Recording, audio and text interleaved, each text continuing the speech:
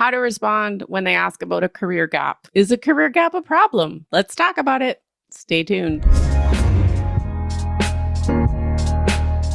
All right, I have a take on career gaps, and I really don't have any patience for people who don't have any sympathy for them or they don't like them. Like, if you encounter someone who's going to make that a problem for you, then I say that's just not the person you want to work for. Okay. And I think it's the most ridiculous thing ever that we would make it mean that someone's incapable, incompetent, unable to do the job because they took 2 years off to raise their kids, or because they decided they were going on a long travel the world vacation, or because they've been unemployed for however long. I think it is the stupidest thing in the world for someone to judge somebody for that and say, well, we're not going to hire you because we don't like that gap on your resume. Okay. So here's how I recommend people tackle it, talk about it. And it might be a bit different than what you've heard before, but it works because when you come at it from a place of power and confidence and like it's not a big deal to you, then it's not going to be a big deal to them. And if it still is, then they're just not the right person. Okay. So the first thing I recommend you do is adjust your own mindset with it. So what most people will say to me is they'll be like, oh, but I think they're going to have a problem with it. Like, I had a client who she'd taken 2 years off to raise her kids. Okay. And she was worried that when she came back into the job force, people were going to have things to say about this decision. She's like, oh, I shouldn't have done it. Maybe I should have put my career first because now I feel like I'm rusty and I feel like I won't be able to do things.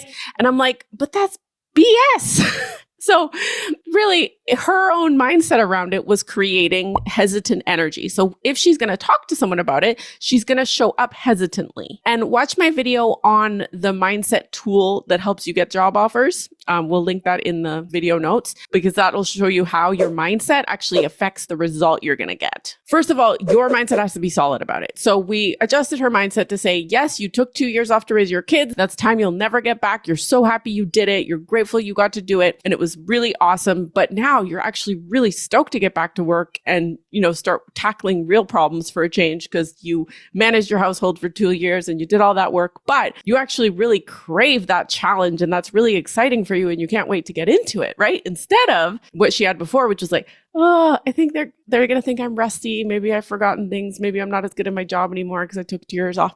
No, that's not true. It's just something she'd been telling herself. And that is going to reflect when she speaks to people. So we had to change it to, I'm glad I did it. No regrets. It was awesome. Ready to hit the ground running. Okay. And really mean that, not just be like saying it, right? You have to get to the point where you really mean it. Okay. So once your mindset is clear on that, then when they ask you about it, the response is going to be very different. So the response might sound like this. It might say, when they look at your resume and they're like, oh, I see you haven't been working here for 2 years, or you haven't been working for 2 years. What were you doing? You can say, yeah, I took 2 years off to raise my kids and it was great. So I'm ready to get back to work now. No explanation, no justifying, no nothing. Just, yeah, that's what I did. And I own it and I love my decision. And now I'm ready to move forward. Let's talk about how we can solve your problems. So that's what we need to do is no explanation, no justifying, no overcomplicating, just, yeah, that's what I did.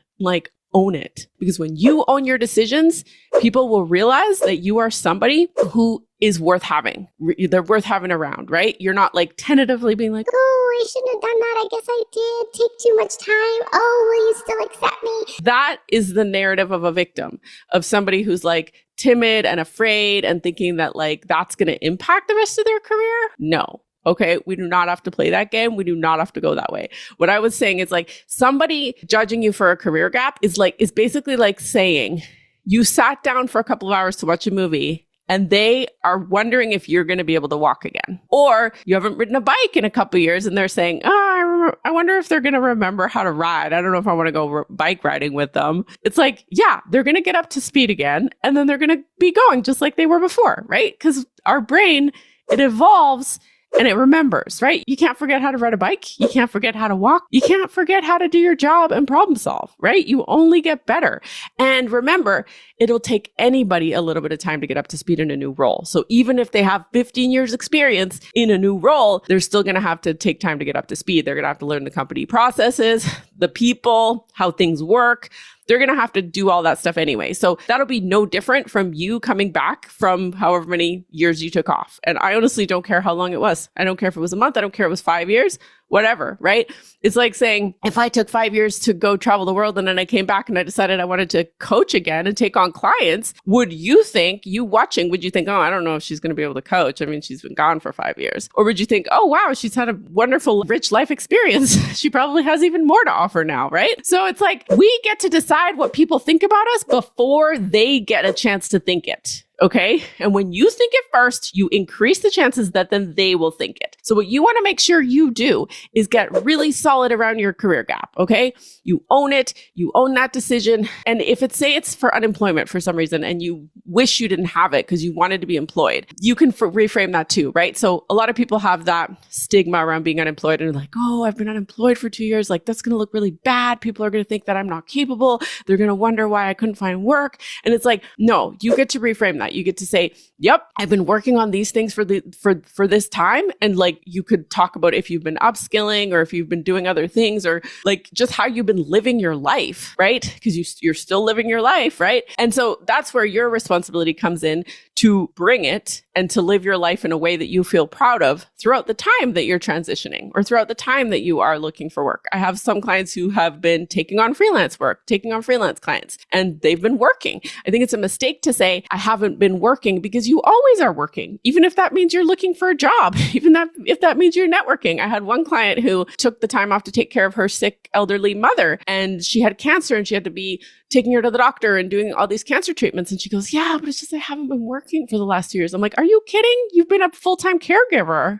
So what have you been doing in that time that has actually been work? And how are you going to own that as the person that you are, right? And so for that particular client, I told her, that's the person you want to be. You want to be the person who's there taking care of your parents. The alternative is to be like, I'm just going to go work anyway, and my parents are going to have to fend for themselves, right? It's like, that's not who you want to be. So own who you want to be and be proud of it. Be like, yeah, I was there. I was there taking care of my elderly mother. And I'm really glad that I did that. I'm proud of that. I would do that again.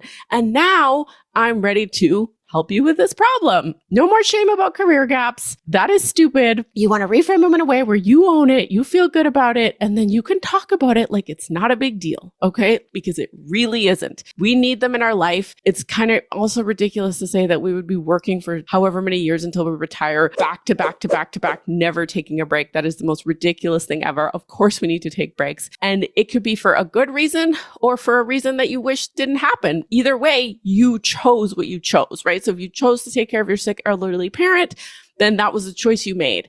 And you want to find the reasons within you why you did that and why you would do it again and why that was who you were or who you are as a person, right? If it was for a good reason, like you're like, I had this opportunity to go travel the world with my friend and I decided to take that, same thing, right? It doesn't matter. The result is the same. You took time off work, right? You enriched your life in a different sense, doing different activities, working on different things. And now you want to focus on this thing. And now you're here now. And now you want to talk about the problems you're helping to solve in this particular organization, in this particular interview with this particular person, right? And it's all about the energy you bring to it. So don't let anyone tell you that career gaps are a bad thing, okay? They are normal. They are completely part of life. And anyone who doesn't have them is lying.